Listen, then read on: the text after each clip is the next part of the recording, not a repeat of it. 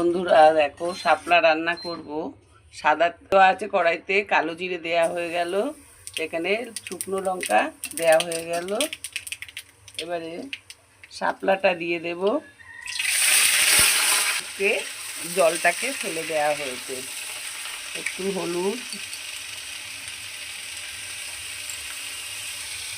একটু কাঁচা লঙ্কা আর একটু রসুন থেতো করা দিয়ে দিচ্ছি।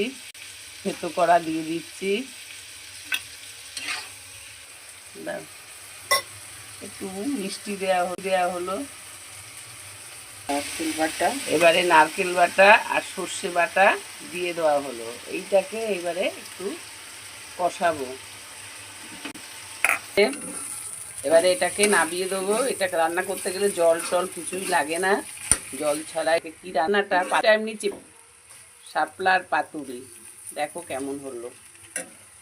Tata, bye bye. তোমরা আমাকে একটা লাইক, কমেন্ট, শেয়ার, সাবস্ক্রাইবের মাধ্যমে জানিও আমার রান্নাটা কেমন হলো। খেতে কিন্তু খুব ভালো লাগবে, গরম ভাতে মেখে খেতে।